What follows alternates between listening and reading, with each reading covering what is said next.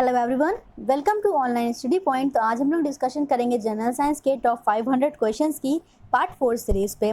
ये वीडियो उन सभी एग्जामिनेशन के लिए इंपॉर्टेंट है जहाँ पे भी जनरल साइंस के क्वेश्चन पूछे जाते हैं, इसलिए वीडियो को लास्ट तक देखिएगा, आपका बहुत ही अच्छा रिवीजन हो जाएगा। एक वीडियो में हम लोग टॉप 100 क्वेश्चन को लेकर के आते हैं, ठीक है।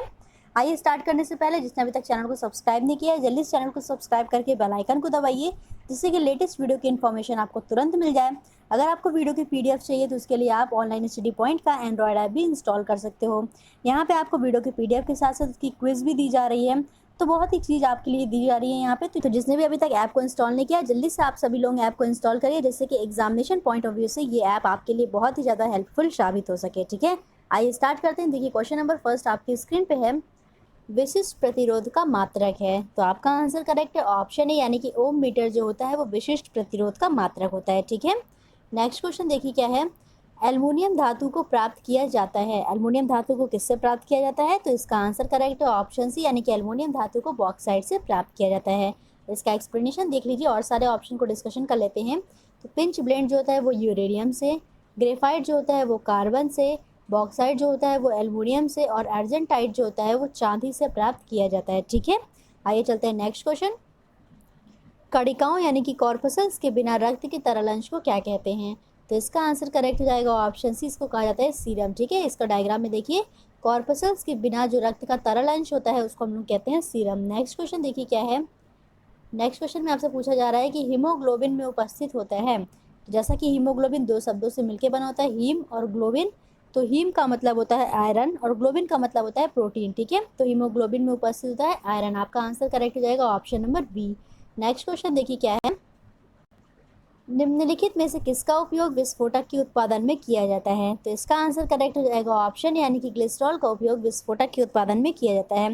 ग्लिसरॉल का उपयोग विस्फोटक के उत्पादन में कैसे किया जाता है, इसको एक्सप्लेन करते हैं। देखिए थोड़ा सा, ग्लिसरॉल एक कार्बनिक यौगिक होता है, सांद्र नाइट्रिक व सांद्र सल्फ्यूरिक अम्ल की उपस्थिति में नाइट्रोग्लिसरीन बनाता है ये, ठीक है। और नाइट्रोग्लिसरीन कैसा होता है? तो रंगहीन, भारी, तैलीय विस्फोटक पदार्थ होता है।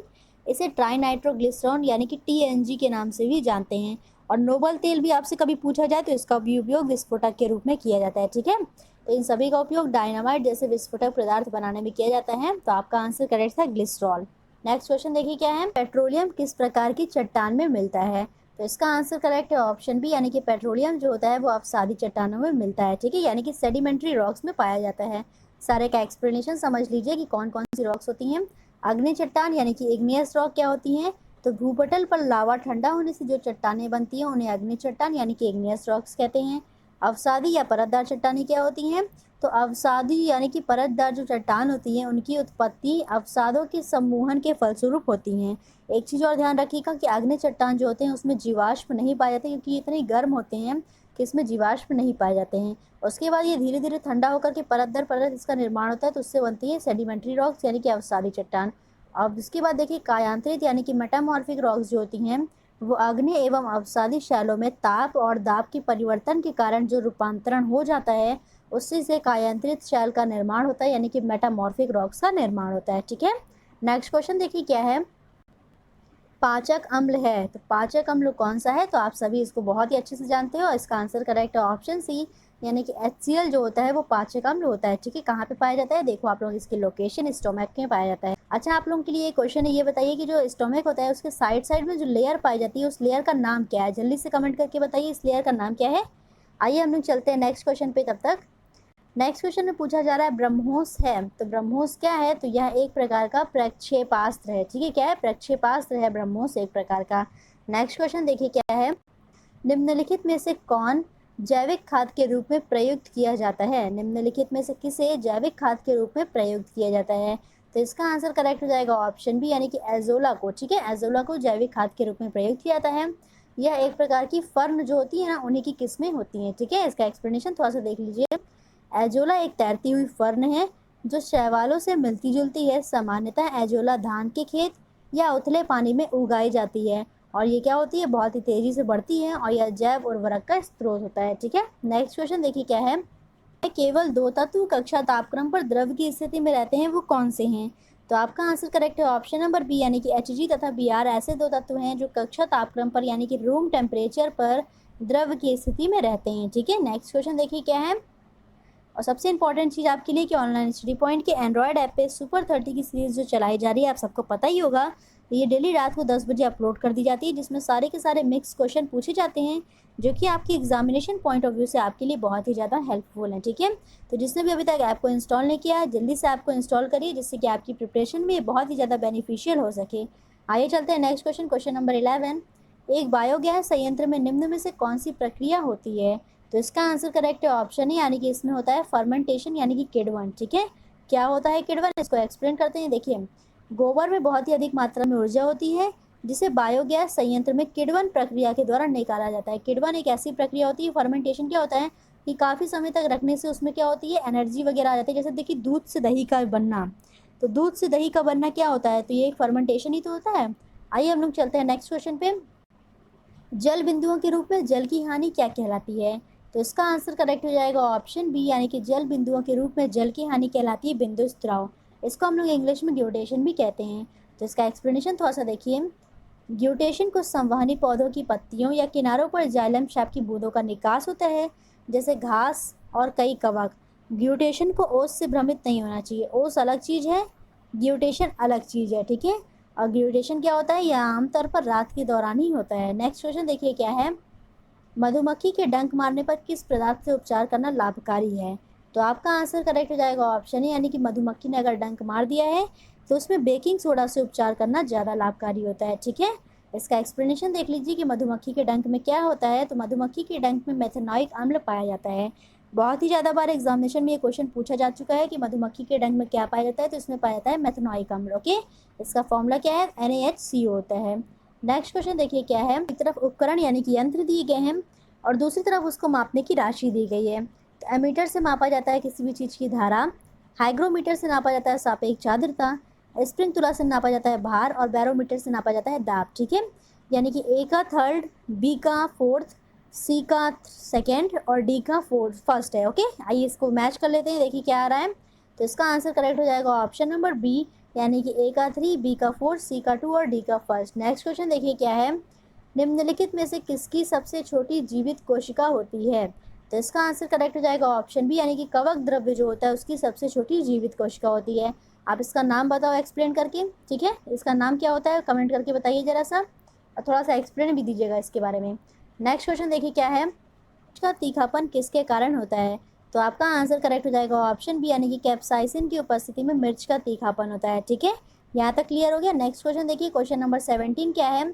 रडार उपयोग में आता है। रडार किसके उपयोग में आता है? तो इसका आंसर करेक्ट है ऑप्शन सी, रेडियो तरंगों के द्वारा वस्तुओं की स्थिति ज्ञात करने में रडार का इस्तेमाल किया जाता है। नेक्स्ट क्वेश्चन देखिए क्या है।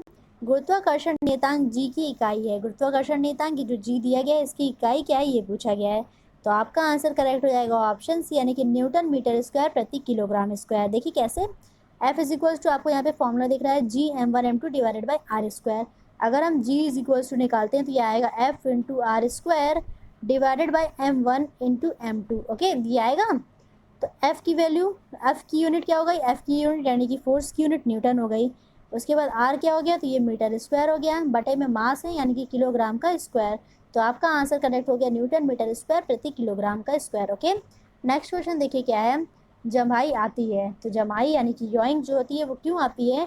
तो इसका आंसर करेक्ट है ऑप्शन है, रक्त में CO2 की अधिक सांद्रता के कारण जमाई आती है। ठीक है, रक्त में CO2 की अधिक सांद्रता के कारण जमाई आती है। नेक्स्ट क्वेश्चन, दृश्य वर्णक्रम में सबसे कम तरंगदैर्ध्य वाला रंग है। तो इसका आंसर करेक्ट हो जाएगा ऑप्शन डी, यानी कि बैगनी रंग जो होता है उसका तरंगदैर्ध्य सबसे कम होता है। ठीक है, और लाल जो प्रकाश होता है, लाल यानी कि रेड का सबसे ज़्यादा तरंगदैर्ध्य होता है। इसका एक्सप्लेनेशन में देखिए, तो लाल रंग का तरंगदैर्ध्य सबसे अधिक होता है, जिसका मान 7.5 इंटू 10⁻⁵ सेंटीमीटर होता है। और बैगनी रंग का तरंगदैर्ध्य सबसे कम होता है, जिसका मान 4 इंटू 10⁻⁵ सेंटीमीटर होता है। ठीक है, तो इन सभी के बीच में जितने भी और सारे रंग होते हैं उनका तरंगदैर्ध्य वेरी करता है। ठीक है, नेक्स्ट क्वेश्चन देखिए क्या है। निम्नलिखित में से किसका संश्लेषण यकृत के द्वारा किया जाता है? तो आपका आंसर करेक्ट हो जाएगा ऑप्शन डी, यानी कि विटामिन के का जो संश्लेषण होता है वो यकृत के द्वारा किया जाता है। ठीक है, नेक्स्ट क्वेश्चन देखिए क्या है। एक चीज़ और समझ लीजिए थोड़ा सा इसके बारे में, विटामिन के क्या होता है। तो विटामिन के वसा में विलय विटामिन है जो मानव द्वारा कुछ प्रकार के प्रोटीनों का संश्लेषण करने के लिए ज़रूरी होता है। विटामिन के की कमी से क्या होता है, तो रक्त का थक्का नहीं जमता है। ओके, और विटामिन के वसा में विलय है, ये हमने आपको बता दिया। कौन कौन से विटामिन वसा में विलय है कमेंट करके बताइए। और जल में घुलनशील विटामिन होते हैं बी और सी, ठीक है। अब तो आपको क्लियर हो जाएगा कि वसा में विलय विटामिन कौन से हैं, कमेंट करके बताइए। नेक्स्ट क्वेश्चन देखिए क्या है, निम्नलिखित में एक उत्पादक, एक शाकाहारी और एक मांसाहारी को दर्शाने वाली उपयुक्त आहार श्रृंखला कौन सी है? तो इसका आंसर करेक्ट हो जाएगा ऑप्शन बी, यानी कि पादप, खरगोश और बाघ जो होता है वो उत्पादक, शाकाहारी और मांसाहारी को दर्शाने वाली उपयुक्त आहार श्रृंखला है, ठीक है। नेक्स्ट क्वेश्चन देखिए क्या है, निम्नलिखित में से कौन पेट्रोलियम परिष्करण का उत्पाद नहीं है? तो इसका आंसर करेक्ट हो जाएगा ऑप्शन डी, यानी कि एस्फॉल्ट जो होता है वो पेट्रोलियम परिष्करण का उत्पाद नहीं होता है, ठीक है। नेक्स्ट क्वेश्चन देखिए क्या है, इसको समझिए, फाइबर ऑप्टिक्स किस सिद्धांत पे कार्य करते हैं? तो फाइबर ऑप्टिक्स जो होते हैं वो किस सिद्धांत पे कार्य करते हैं? इसका आंसर करेक्ट है ऑप्शन नंबर सी, यानी कि पूर्ण आंतरिक परावर्तन के सिद्धांत पे कार्य करते हैं fibre optics, okay. Next question देखिए क्या है, पपीते का पीला रंग किसकी मौजूदगी के कारण होता है? जो पपीते में पीला रंग होता है वो किसकी मौजूदगी के कारण होता है? तो इसका आंसर करेक्ट हो जाएगा ऑप्शन नंबर डी, यानी कि कैरिका जेथिन के कारण पपीते का पीला रंग होता है, ओके। नेक्स्ट क्वेश्चन देखिए, क्वेश्चन नंबर 26, एल्युमिनियम धातु को प्राप्त किया जा सकता है? तो अभी हमने आपको बताया था, ये क्वेश्चन थोड़ा सा रिपीट हो गया एक बार। तो एल्युमिनियम धातु को प्राप्त किया जाता है बॉक्साइट से, किससे? तो बॉक्साइट से एल्युमिनियम धातु को प्राप्त किया जाता है। और सारे ऑप्शन को भी समझ लीजिए, तो पिंच ब्लेंड यूरेनियम से, ग्रेफाइट कार्बन से, बॉक्साइट एल्युमिनियम से और अर्जेंटाइट जो होता है वो चांदी से प्राप्त किया जाता है। नेक्स्ट क्वेश्चन देखिए, सिनेबार किसका अयस्क है? तो आपका आंसर करेक्ट है ऑप्शन नंबर ए, यानी कि सिनेबार जो होता है वो पारे का अयस्क होता है, ठीक है। देखिए इसका एक्सप्लेनेशन भी थोड़ा सा समझ लीजिए। तो सिनेबार प्राचीन ग्रीक से व्युत्पन्न होने की संभावना पारे के लाल लाल रूप यानी कि सल्फाइड के लिए उज्ज्वल लाल रंग होता है। यह मौलिक पारा को परिष्कृत करने का सबसे आम स्रोत अयस्क होता है। क्लियर हो गया? तो सिनेबार किसका अयस्क है? तो यह पारे का अयस्क होता है। नेक्स्ट क्वेश्चन देखिए क्या है, हैलोजन जो कांच पे प्रहार करती है क्या कहलाती है? तो इसका आंसर करेक्ट हो जाएगा ऑप्शन नंबर सी, यानी कि ब्रोमीन एक प्रकार की हैलोजन होती है जो कांच पे प्रहार करती है। नेक्स्ट क्वेश्चन, क्वेश्चन नंबर 29, निम्नलिखित में से यौगिकों के किस समूह को सहायक आहार कारक कहा जाता है? तो आपका आंसर करेक्ट हो जाएगा ऑप्शन डी, यानी कि विटामिन को क्या कहा जाता है?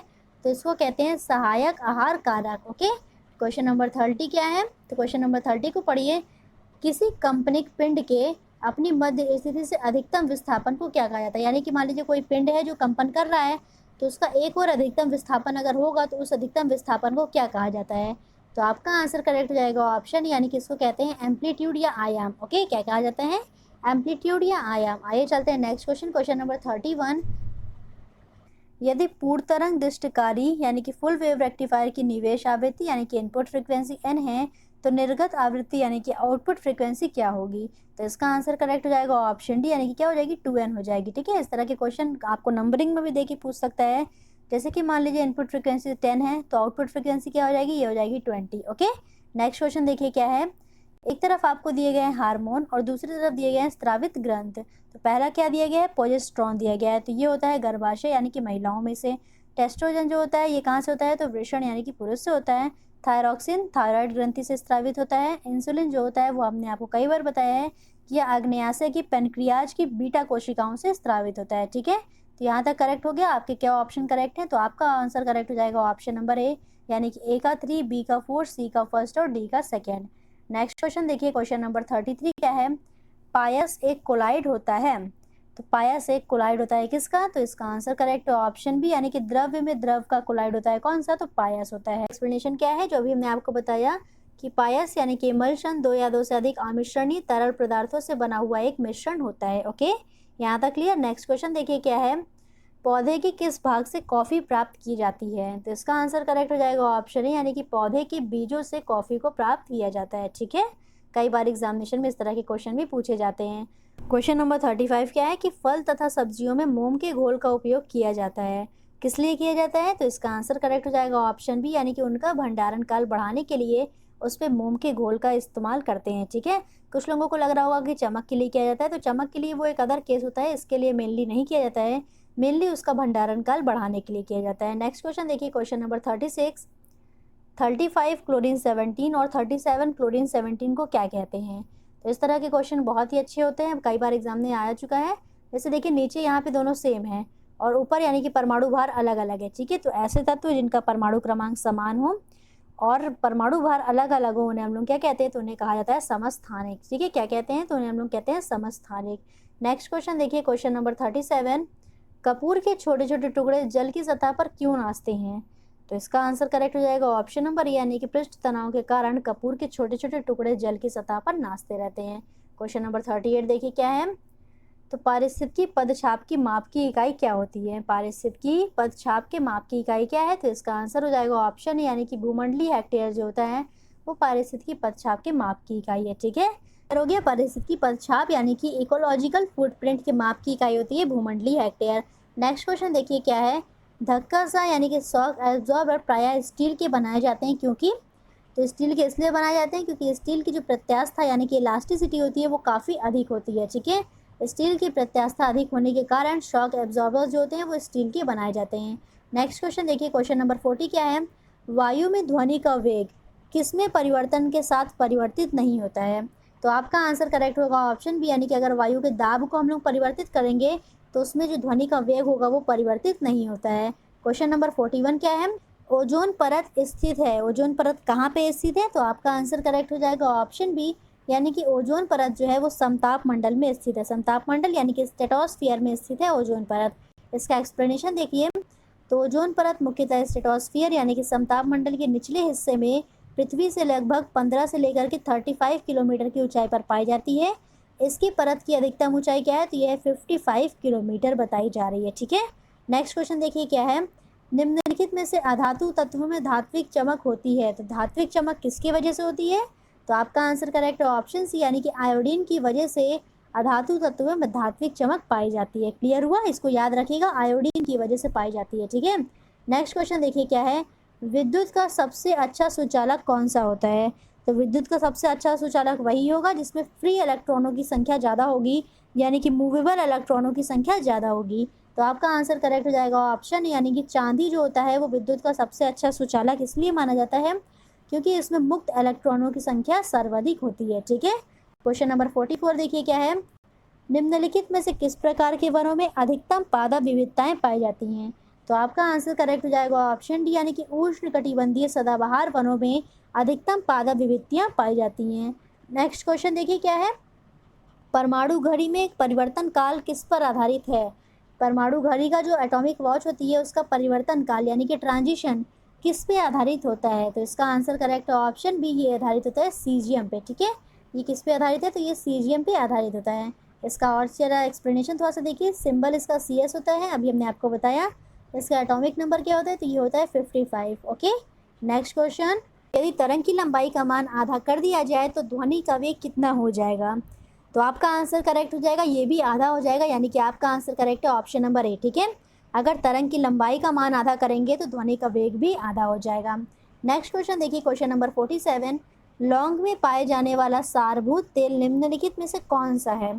तो इसका आंसर करेक्ट है ऑप्शन बी, यानी कि यूजिनॉल जो होता है वो लौंग में पाए जाने वाला सारभूत तेल होता है। ठीक है, मोस्ट इंपॉर्टेंट क्वेश्चन है, इसको ज़रूर से याद करके जाइएगा। Next question, question number 48, Zika virus किसके द्वारा मनुष्यों में संचरित होता है? तो इसका आंसर मैंने आपको कई बार बताया है, जीका वायरस जो होता है वो मच्छर के द्वारा मनुष्यों में संचरित होता है। ठीक है, मच्छर के द्वारा। नेक्स्ट क्वेश्चन देखिए, द्रव्यमान संख्या किसका योग है? द्रव्यमान संख्या किसका योग है? तो इसका आंसर करेक्ट है ऑप्शन डी, यानी कि प्रोटॉन और न्यूट्रॉन का योग होता है। क्या द्रव्यमान संख्या प्रोटॉन को रिप्रेजेंट करते हैं P से, न्यूट्रॉन को रिप्रेजेंट करते हैं N से, और इन दोनों के योग के बराबर होता है क्या? तो द्रव्यमान संख्या। ओके, नेक्स्ट क्वेश्चन देखिए क्या है, डायनासोर थे, तो डायनासोर आप सबको पता है एक प्रकार के सरीसृप थे जो अब लुप्त हो गए हैं। तो इसका आंसर करेक्ट है ऑप्शन नंबर डी, यानी कि मेसोजोइक सरीसृप थे। कौन? Dinosaur. Okay, next question, question number 51, cactus में सूल यानी कि स्पाइंस किसका रूपांतरण है? तो इसका आंसर करेक्ट हो जाएगा ऑप्शन बी, यानी कि यह रूपांतरण होता है पत्ते का। ठीक है, किसका रूपांतरण होता है? तो पत्ते का रूपांतरण होता है। नेक्स्ट क्वेश्चन देखिए, जीका वायरस मानव शरीर के किस भाग को ग्रसित करता है? अभी हमने आपको बताया जीका वायरस जो है वो मच्छरों के द्वारा मानव शरीर में फैलता है, और यह किस भाग को ग्रसित करता है? तो इसका आंसर करेक्ट हो जाएगा ऑप्शन डी, यानी कि यह दिमाग को ग्रसित करता है। ठीक है, दिमाग को ग्रसित करता है। नेक्स्ट क्वेश्चन देखिए, निम्नलिखित में से कौन ट्रांजिस्टर का एक महत्वपूर्ण भाग है? तो आपका आंसर करेक्ट हो जाएगा ऑप्शन नंबर बी, यानी कि जर्मेनियम जो होता है वो ट्रांजिस्टर का एक महत्वपूर्ण भाग होता है। जर्मेनियम और सिलिकॉन दोनों ही ट्रांजिस्टर के महत्वपूर्ण भाग होते हैं, ठीक है। अगर आपको जर्मेनियम कहीं पे नहीं दिखेगा तो आप सिलिकॉन भी लगा दोगे तो आपका आंसर करेक्ट हो जाएगा। इसका एक्सप्लेनेशन थोड़ा सा देखिए। जर्मेनियम तथा सिलिकॉन ऐसे मुख्य पदार्थ होते हैं जिनका उपयोग अर्धचालक की तरह ट्रांजिस्टर में किया जाता है। इनकी विद्युत चालकता समान ताप पर चालक एवं विद्युत रोधी पदार्थ के मध्य में होती है। क्लियर हुआ? चालक यानी कि कंडक्टर, विद्युत रोधी यानी कि इंसुलेटर के मध्य में इनकी चालकता पाई जाती है। नेक्स्ट क्वेश्चन देखिए क्या है। डबल रोटी के निर्माण में किस कवक का प्रयोग किया जाता है? तो आपका आंसर करेक्ट है ऑप्शन सी यानी कि सैक्रोमाइसिस का प्रयोग किया जाता है डबल रोटी के निर्माण में, ठीक है। सैक्रोमाइसिस जो होता है वो ईस्ट की ही एक प्रकार होती है। नेक्स्ट क्वेश्चन देखिए, क्वेश्चन नंबर 55। समुद्र के पानी में कौन सी धातु निकाली जाती है? समुद्र के पानी से कौन सी धातु निकाली जाती है? तो इसका आंसर करेक्ट हो जाएगा ऑप्शन बी यानी कि निकाली जाती है मैग्नीशियम धातु। ओके, नेक्स्ट क्वेश्चन देखिए, क्वेश्चन नंबर 56। ट्यूमर संसूचित करने में प्रयुक्त रेडियो समस्थानिक है। तो आपका आंसर करेक्ट हो जाएगा ऑप्शन नंबर ए यानी कि आर्सेनिक 74 जो होता है वो ट्यूमर संसूचित करने में प्रयुक्त रेडियो समस्थानिक होता है, ठीक है। नेक्स्ट क्वेश्चन देखिए क्या है। वायुमंडल में पाई जाने वाली नाइट्रोजन किसके द्वारा उपयोग में लाई जाती है या किसके द्वारा सर्वाधिक प्रयोग की जाती हैं? तो इसका आंसर करेक्ट हो जाएगा ऑप्शन डी यानी कि सूक्ष्म जीवों के माध्यम से प्रयुक्त की जाती हैं वायुमंडल में पाई जाने वाली नाइट्रोजन। ओके, आज हम आपको एक्सप्लेनेशन क्वेश्चन में थ्रू ही बता दे रहे हैं, इसलिए एक्सप्लेनेशन को फिर से रीड नहीं कर रहे हैं, उसमें डबल टाइम जाएगा और वीडियो काफ़ी लंबी हो जाएगा, ठीक है। तो एक्सप्लेनेशन जो भी ज़रूरत है वो हम आपको क्वेश्चन पढ़ाते टाइम ही बता दे रहे हैं, जिससे कि एक्सप्लेनेशन जा करके उसको रीड ना करना पड़े। नेक्स्ट क्वेश्चन देखिए, क्वेश्चन नंबर 58। पके हुए अंगूरों में होता है, तो पके हुए अंगूरों में क्या पाया जाता है? तो इसका आंसर करेक्ट हो जाएगा ऑप्शन नंबर ए यानी कि फ्रैक्टोज पाया जाता है पके हुए अंगूरों में। ओके, नेक्स्ट क्वेश्चन देखिए क्या है। ह्यूमस उदाहरण है, तो ह्यूमस जो होता है वो किसका उदाहरण है? तो इसका आंसर करेक्ट हो जाएगा ऑप्शन सी यानी कि ह्यूमस जो होता है वो एक प्रकार के जैविक कोलाइड का उदाहरण होता है। किसका? तो जैविक कोलाइड का उदाहरण होता है। ह्यूमस में क्या क्या मिले रहते हैं ये आप लोग कमेंट करके बताओ। नेक्स्ट क्वेश्चन, क्वेश्चन नंबर 60 देखिए। ग्लूकोज और फ्रैक्टोज किस एंजाइम की उपस्थिति में अल्कोहल में परिवर्तित होते हैं? तो आपका आंसर करेक्ट हो जाएगा ऑप्शन नंबर डी यानी कि जाइमेज एंजाइम की उपस्थिति में ग्लूकोज और फ्रैक्टोज जो होते हैं वो अल्कोहल में बदल जाते हैं, ठीक है। इसका एक्सप्लेनेशन थोड़ा सा देख लीजिए आप लोग। जाइमेज एक क्या है? एंजाइम कॉम्प्लेक्स होता है जो चीनी के किण्वन को एथेनॉल और कार्बन डाइऑक्साइड में उत्प्रेरित करता है। Next question, question number 61। Steel rubber से अधिक प्रत्यास्थ है क्योंकि? तो इसका आंसर करेक्ट हो जाएगा ऑप्शन सी क्योंकि स्टील को अधिक विरूपण बल चाहिए होता है, इसलिए स्टील जो होता है वो रबर से अधिक प्रत्यास्थ होता है, ठीक है। नेक्स्ट क्वेश्चन देखिए क्या है। लेंस की शक्ति यानी कि एसआई इकाई है, पावर ऑफ लेंस की यूनिट क्या होती है? तो इसका आंसर आप सबको बहुत ही अच्छे से पता है, इसका आंसर करेक्ट है ऑप्शन यानी कि डायोप्टर, ठीक है। डायोप्टर को हम लोग रिप्रेजेंट करते हैं डी से, और ये किसकी यूनिट मानी जाती है? तो पावर ऑफ लेंस की यूनिट होती है क्या? डायोप्टर। नेक्स्ट क्वेश्चन देखिए क्या है। गर्भाशय में कौन सी पेशी होती है? तो इसका आंसर करेक्ट हो जाएगा ऑप्शन नंबर बी यानी कि इसमें पाई जाती है आरेखिक पेशी, ठीक है। नॉन लीनियर पेशी पाई जाती है कहाँ पे? तो गर्भाशय में पाई जाती है। Next question, question number 64। निम्नलिखित में से कौन सा रोग संक्रामक है? तो जल्दी से बताइए कौन सा रोग संक्रामक रोग है? तो इसका आंसर करेक्ट है ऑप्शन नंबर बी यानी कि डिप्थीरिया जो होता है वो एक प्रकार का संक्रामक रोग होता है, ठीक है। नेक्स्ट क्वेश्चन देखिए क्या है। हम 1 मिनट में कितनी बार सांस लेते हैं? तो आप लोग 1 मिनट में कितनी बार सांस लेते हो कभी काउंट करना। तो इसका आंसर करेक्ट हो जाएगा ऑप्शन बी यानी कि 16 से 18 बार, ठीक है। कितनी बार? 16 से 18 बार सांस लेते हैं। Next question, question number 66। निम्न में से सदिश राशि है, तो निम्नलिखित में से कौन सी सदिश राशि है? इसका आंसर करेक्ट हो जाएगा ऑप्शन नंबर बी यानी कि त्वरण जो होती है वो एक प्रकार की वेक्टर क्वांटिटी होती है, ठीक है। तो स्केलर क्वांटिटी क्या है, वेक्टर क्वांटिटी क्या है, इसको समझ लीजिए। तो जिन राशियों में सिर्फ परिमाण होता है उसे हम लोग अदिश राशि यानी कि स्केलर क्वांटिटी कहते हैं, जैसे चाल, दूरी, द्रव्यमान, समय, आयतन, ताप, ठीक है। तो ये सारी क्या हो गई? अदिश राशियाँ हो गई। और जिस भौतिक राशि में मात्रा तथा दिशा दोनों निहित होती है उन्हें हम लोग सदिश राशि कहते हैं। इसके उदाहरण क्या है? तो वेग, बल, संवेग इत्यादि। ओके, नेक्स्ट क्वेश्चन देखिए क्या है। आखिरी गैस के बाहरी कक्षा में इलेक्ट्रॉनों की संख्या क्या होती है? यानी कि आपसे पूछा जा रहा है नोबल गैस के आउटर मोस्ट शेल में इलेक्ट्रॉन कितने होते हैं? तो आपका आंसर करेक्ट हो जाएगा ऑप्शन नंबर बी 8 इलेक्ट्रॉन पाए जाते हैं, ठीक है। हीलियम को छोड़ करके, हीलियम में कितने होते हैं? तो हीलियम में 2 इलेक्ट्रॉन होते हैं आउटर मोस्ट शेल में। क्यों? क्योंकि हीलियम का परमाणु क्रमांक ही जब 2 है तो उसके आउटर मोस्ट शेल में 8 इलेक्ट्रॉन कैसे पॉसिबल हैं, ठीक है। हीलियम के अलावा जितने भी नोबल गैस होती है, नियॉन, आर्गन, क्रिप्टॉन, ये सब में 8 इलेक्ट्रॉन होते हैं बाहरी कक्षा में। नेक्स्ट क्वेश्चन देखिए क्या है। गुलाबी प्रकाश किस प्रतिदीप्त पदार्थ की उपस्थिति से होता है? तो इसका आंसर करेक्ट है ऑप्शन नंबर है, यानी कि कैडमियम बोरेट की उपस्थिति में गुलाबी प्रकाश होता है। ठीक है, इसका एक्सप्लेनेशन देख लीजिए।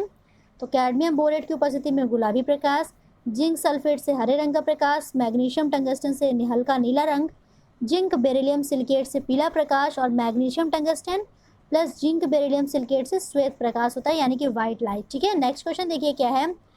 HIV में शरीर में सबसे पहले किस तंत्र पर हमला होता है? तो HIV में सबसे पहले शरीर के किस तंत्र पर हमला होता है? इसका आंसर करेक्ट है ऑप्शन नंबर बी, यानी कि सबसे पहले इम्यून सिस्टम पर हमला होता है। ठीक है, HIV जैसे कि आप लोगों को नाम से ही पता है, human immuno deficiency virus. Okay, तो कहाँ पे हमला होता है? इम्यून सिस्टम पे सबसे पहले हमला होता है। नेक्स्ट क्वेश्चन देखिए, क्वेश्चन नंबर 70 क्या है? हृदय से बाहर जाने वाली नलिकाओं को क्या कहा जाता है? तो इसका आंसर करेक्ट हो जाएगा ऑप्शन नंबर ए, यानी कि इनको हम लोग कहते हैं धमनी, यानी कि आर्टरी। ठीक है, हृदय से जो बाहर निकलती है उनको कहते हैं आर्टरी, और जो हृदय की तरफ जाती है उनको कहते हैं शिरा, यानी कि वीन्स। ओके, याद रखिएगा, ये क्वेश्चन काफ़ी इंपॉर्टेंट है। नेक्स्ट क्वेश्चन देखिए क्या है? कौन सा रोग जीवाणु के कारण होता है? तो इसका आंसर करेक्ट हो जाएगा ऑप्शन नंबर सी, यानी कि हैजा जो है वो जीवाणु के द्वारा होने वाला रोग होता है। ठीक है, जीवाणु जनित रोग कौन से हैं इसका एक्सप्लेनेशन समझिए। तो पंडित का टीका न्यू है, ये ट्रिक याद रखिए। जीवाणु जनित रोग के लिए तो पा से हो जाएगा प्लेग, डी से डिप्थीरिया, टा से टाइफाइड, का से काली खांसी टिटनेस, फिर का से हो जाएगा कुष्ठ, टी से हो जाएगा टीबी यानी कि क्षय रोग, न्यू से हो गया न्यूमोनिया और है से हो गया हैजा। ठीक है, तो पंडित का टीका न्यू है, ये जीवाणु जनित रोग की ट्रिक है। नेक्स्ट क्वेश्चन देखिए क्या है? किस जीव में पैरासिटिक मोड ऑफ न्यूट्रिशन पाया जाता है? तो इसका आंसर करेक्ट हो जाएगा ऑप्शन नंबर बी, यानी कि प्लाज्मोडियम में पैरासिटिक मोड ऑफ न्यूट्रिशन पाया जाता है। ठीक है, इसको याद रखिएगा। नेक्स्ट क्वेश्चन देखिए क्या है? तो ध्वनि का प्रभाव कान में कितने समय तक रहता है? ध्वनि का प्रभाव कान में कितने समय तक रहता है? तो इसका आंसर करेक्ट है ऑप्शन नंबर बी, यानी कि 1/10 सेकेंड तक ध्वनि का प्रभाव कानों पे रहता है। ठीक है, नेक्स्ट क्वेश्चन देखिए क्या है? ब्रह्मांड में कितना न्यूनतम तापमान संभव है, ये आपसे पूछा जा रहा है। ठीक है, यहाँ पे न्यूनतम होगा, कितना न्यूनतम तापमान संभव है? तो इसका आंसर करेक्ट ऑप्शन है -273 डिग्री सेल्सियस जो है ब्रह्मांड में न्यूनतम तापमान संभव है। ठीक है, नेक्स्ट क्वेश्चन, क्वेश्चन नंबर 75, बीज खोल यानी कि सीड कोड में उपस्थित सभी संरचनाएं क्या कहलाती हैं? तो इसका आंसर करेक्ट हो जाएगा ऑप्शन सी, यानी कि गिरी। ठीक है, कर्नल जो होती हैं वो बीज कोड में उपस्थित सभी संरचनाएं को कहते हैं।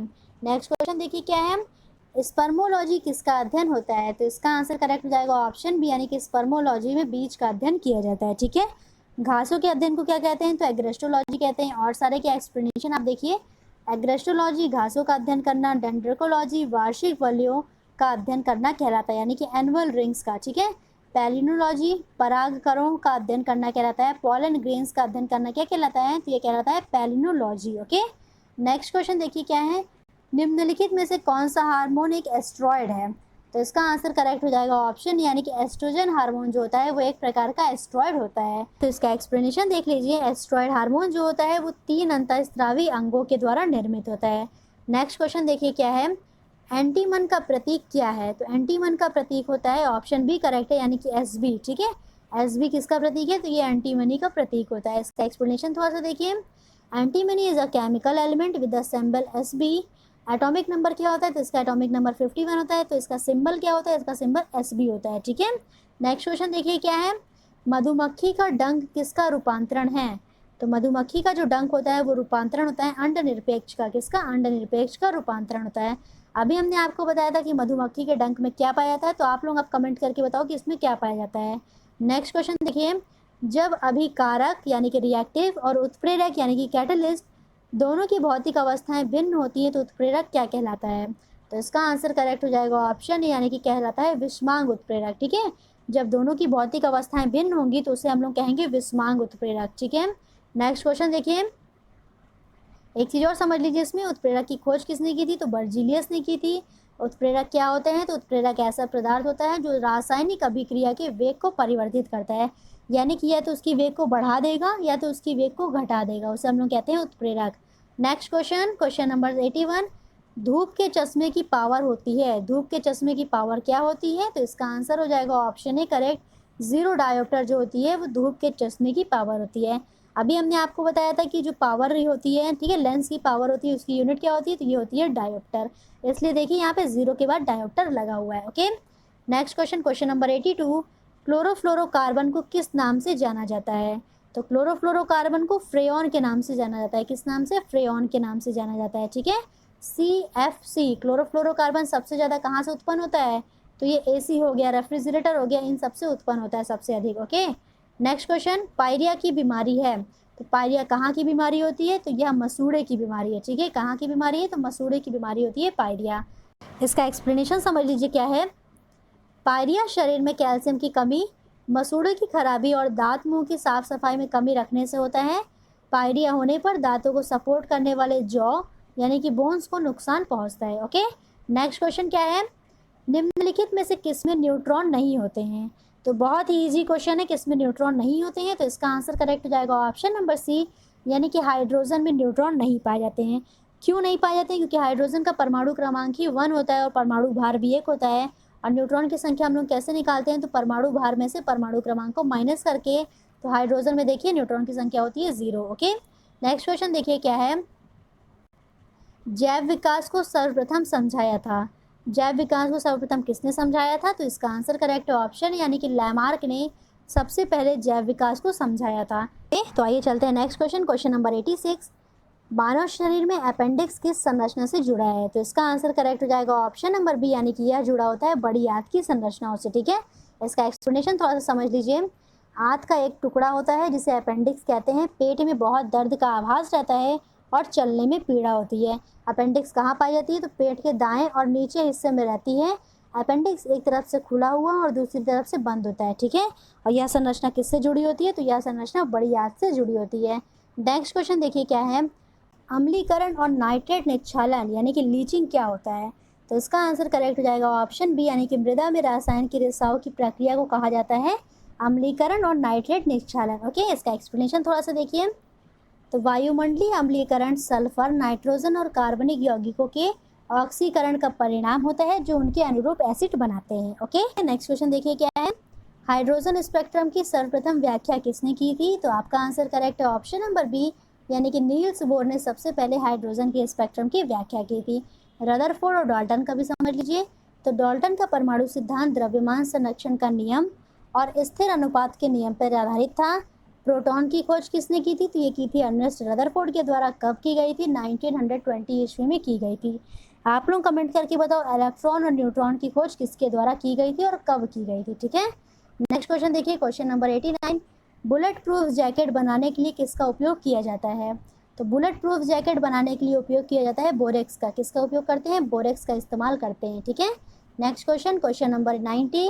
समुद्री जल का पीएच मान होता है। समुद्री जल की पीएच वैल्यू क्या होती है? तो इसका आंसर करेक्ट ऑप्शन है, यानी कि 8.4 क्या होती है? समुद्री जल की पीएच वैल्यू होती है। क्वेश्चन नंबर 91 क्या है?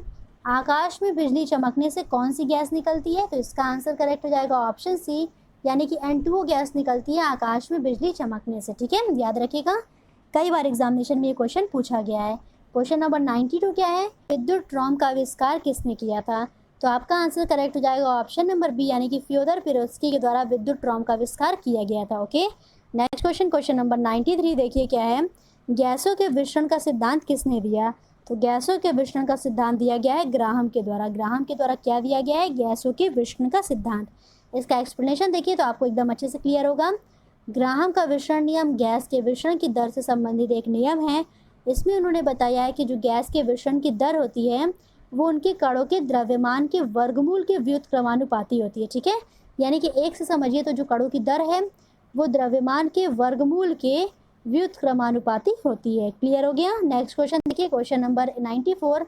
आदर्श गैस का समीकरण है। तो इसका आंसर करेक्ट है ऑप्शन नंबर बी, यानी कि आदर्श गैस का समीकरण होता है PV = nRT। यहाँ पे P क्या होता है? तो P जो होता है वो प्रेशर है, V वॉल्यूम है, उसका आयतन है, N जो है वो गैस के मोलों की संख्या है, R सार्वत्रिक गैस नियतांक यानी कि यूनिवर्सल गैस कांस्टेंट है, और T जो है वो टेम्परेचर होता है। क्या होता है? परम ताप यानी कि एब्सोल्यूट टेम्परेचर होता है। ओके, नेक्स्ट क्वेश्चन देखिए, क्वेश्चन नंबर 95। रबर आसानी से घुल जाती है। तो रबर आसानी से किस में घुल जाती है? इसका आंसर करेक्ट है ऑप्शन नंबर बी, यानी कि रबर जो होती है वो बेंजीन में आसानी से घुल जाती है। बेंजीन का फॉर्मूला क्या होता है? तो C6H6 होता है। इसका आकार कैसे होता है? तो ये देखिए बेंजीन का आकार होता है। ओके, नेक्स्ट क्वेश्चन देखिए क्या है। कोशिकाओं में पाए जाने वाले गुणसूत्र का नाम बताइए जो सेक्स क्रोमोसोम के अलावा अन्य वर्णों के लिए जिम्मेदार हैं। तो इसका answer correct option number A यानी कि ऑटोसोम जो होते हैं वो कोशिकाओं में पाए जाने वाले गुणसूत्र होते हैं जो सेक्स क्रोमोसोम के अलावा सारे वर्णों के लिए जिम्मेदार होते हैं। ठीक है, आप लोग कमेंट करके बताओ कि ऑटोसोम जो गुणसूत्र होते हैं उनकी संख्या कितनी होती है। नेक्स्ट क्वेश्चन देखिए, क्वेश्चन नंबर 97, लाल रक्त कण का निर्माण कहाँ पे होता है? तो बहुत ही इंपॉर्टेंट क्वेश्चन है ये। इसका आंसर करेक्ट हो जाएगा ऑप्शन है यानी कि लाल रक्त कणिकाओं का निर्माण होता है अस्थि मज्जा में। ठीक है, बोन मैरो में इसका निर्माण होता है, उसका जो एंडिंग होती है वो होती है प्लीहा में यानी कि स्प्लीन में। ओके, नेक्स्ट क्वेश्चन देखिए क्या है, वे पौधे जिनमें कभी पुष्प नहीं बनते हैं उसे क्या कहते हैं? तो ऐसे पौधे जिनमें कभी पुष्प नहीं बनते हैं वो क्रिप्टोगेम्स कहलाते हैं। क्या कहलाते हैं? क्रिप्टोगेम्स कहलाते हैं। इसका एक्सप्लेनेशन देख लीजिए। तो क्रिप्टोगेम्स जिनमें प्रजनन बीजाणुओं की सहायता से होता है, बीज उत्पन्न नहीं होता है, उसे हम लोग कहते हैं क्रिप्टोगेम्स। इसके एग्जाम्पल कौन कौन से हैं? तो शैवाल, लाइकेन, मॉस और फर्न, ये सब इसी के एग्जाम्पल होते हैं। ठीक है, फेनरोगेम क्या होते हैं? तो वो फल फूल एवं बीज उत्पन्न करते हैं, फेर्नोगेम कहलाते हैं। और क्रिप्टोगेम्स जो नहीं उत्पन्न करते हैं बीज, उन्हें क्रिप्टोगेम्स कहते हैं। नेक्स्ट क्वेश्चन देखिए, क्वेश्चन नंबर 99, सीसा पेंसिलों में शीशा का प्रतिशत क्या होता है? यानी कि जो लेड की पेंसिल होती है उसमें लेड का प्रतिशत क्या होता है? तो इसका आंसर करेक्ट हो जाएगा ऑप्शन है 0% होता है लेड का प्रतिशत। ठीक है, और जैसे कि आप लोग देखे होंगे जर्मन सिल्वर जो होता है उसमें सिल्वर का प्रतिशत 0 होता है, उसी तरह से शीशा पेंसिल में शीशा का प्रतिशत 0 होता है। इसका एक्सप्लेनेशन थोड़ा सा देखिए, लेड पेंसिल कंटेन्स ग्रेफाइट। ठीक है, तो ये ग्रेफाइट जो कि एक कार्बन का फॉर्म होता है उसी से मिलकर के बनती है। नेक्स्ट क्वेश्चन, क्वेश्चन नंबर 100, आज का लास्ट क्वेश्चन, दिल की फुसफुसाहट यानी कि मरमर से क्या पता चलता है? तो इसका आंसर करेक्ट हो जाएगा ऑप्शन बी यानी कि ऑक्सीजन की कमी होना दिल की फुसफुसाहट और मरमर से पता चल जाता है। तो ये टॉप 100 क्वेश्चन आज की आपको कैसे लगी? कमेंट करके अपना रिस्पॉन्स जरूर बताइए। अगर वीडियो आपको पसंद आया है तो वीडियो को लाइक करिए और ज़्यादा से ज़्यादा शेयर करके अपना सपोर्ट शो करिए। और साथ ही साथ जितने क्वेश्चन आज हमने आपसे पूछे हैं सारे क्वेश्चन के आंसर आपको कमेंट सेक्शन में देने हैं। ठीक है, हम भी तो देखें कि आप लोग कितना एक्टिव हो, कितने अच्छे से समझ पा रहे हो चीज़ों को। ओके, वीडियो पसंद आया होगा तो इसको लाइक ज़रूर करिएगा। Thank you so much.